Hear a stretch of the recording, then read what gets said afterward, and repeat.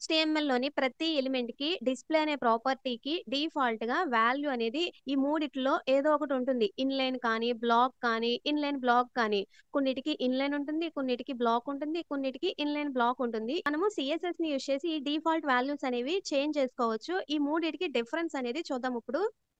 ఇక్కడ నేను 2 div tags తీసుకున్నాను. డివ్ ట్యాగ్‌కి డిఫాల్ట్‌గా డిస్‌ప్లే అనే ప్రాపర్టీ వాల్యూ బ్లాక్ ఉంటుందనమాట. అండ్ నేను సమ్ CSS అప్లై చేశాను. Width, height, margin, padding, background colour ఇచ్చాను. అవుట్‌పుట్ చూద్దాము ఎలా వస్తుందో.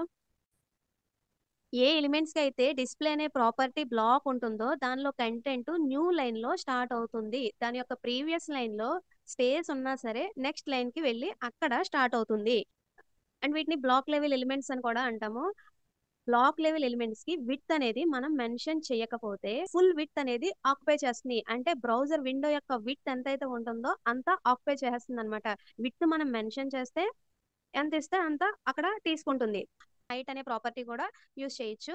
Next margin, padding. Block level ఎలిమెంట్స్‌కి మార్జిన్, పాడింగ్ 4 సైడ్స్ ఇవ్వచ్చు. టాప్ మార్జిన్ ఇవ్వచ్చు, బాటమ్ మార్జిన్ ఇవ్వచ్చు, లెఫ్ట్ మార్జిన్ ఇవ్వచ్చు, రైట్ మార్జిన్ ఇవ్వచ్చు. పాడింగ్ కూడా 4 సైడ్స్ యాక్సెప్ట్ చేస్తుంది. బ్లాక్ లెవెల్ ఎలిమెంట్స్ న్యూ లైన్‌లో స్టార్ట్ అవ్వడమే కాకుండా ఆ లైన్‌లో వేరే ఏ ఎలిమెంట్‌ని అలౌ చేయదు.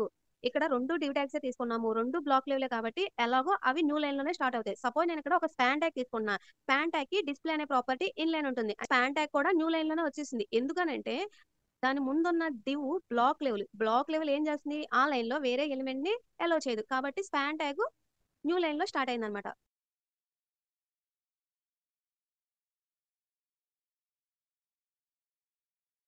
నెక్స్ట్ డిస్‌ప్లే ఇన్‌లైన్ చూద్దాము. ఈ డివ్ ట్యాగ్స్‌కి డిస్‌ప్లే ఇన్‌లైన్ అని ఇస్తున్నా. డిఫాల్ట్ వాల్యూ బ్లాక్ ఉంటుంది. డిఫాల్ట్ వాల్యూస్‌ని మనము చేంజ్ చేసుకోవచ్చు CSS‌ని యూజ్ చేసి. కాబట్టి నేనిక్కడ ఆ డివ్ ట్యాగ్‌ని సెలెక్ట్ చేసి డిస్‌ప్లే అనే ప్రాపర్టీ ఇన్‌లైన్ అని ఇచ్చాను. అంటే ఈ డివ్ ట్యాగ్ కూడా ఇన్‌లైన్ ఎలిమెంట్స్ లాగా బిహేవ్ చేస్తుందన్నమాట. ఇంతకుముందు మనకెలా వచ్చినియి? ఆ 2 డివ్ ట్యాగ్స్ మనం మెన్షన్ చేసిన విడ్త్, హైట్‌లో వచ్చినియి అండ్ 2 న్యూ లైన్‌లో వచ్చినియి. కానీ ఇన్‌లైన్ ఎలిమెంట్స్ న్యూ లైన్‌లో స్టార్ట్ అవ్వవు.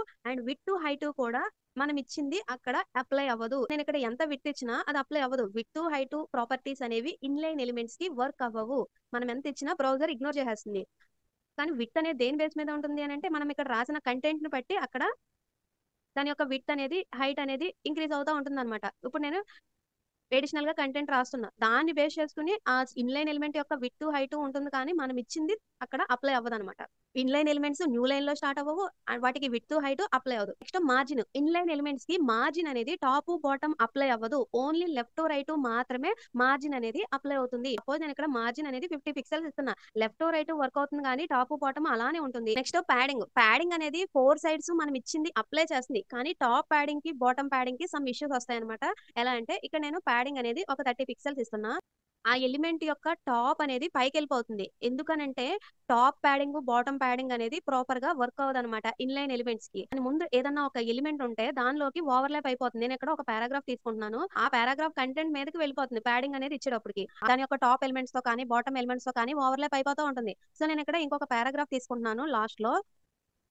మార్జిన్ అయితే అసలు టాపు, బాటము అప్లై అవ్వదు. కానీ పాడింగ్ టాపు, బాటము అప్లై అవుతుంది కానీ వేరే ఎలిమెంట్స్‌తో ఓవర్‌లాప్ అవుతుంది.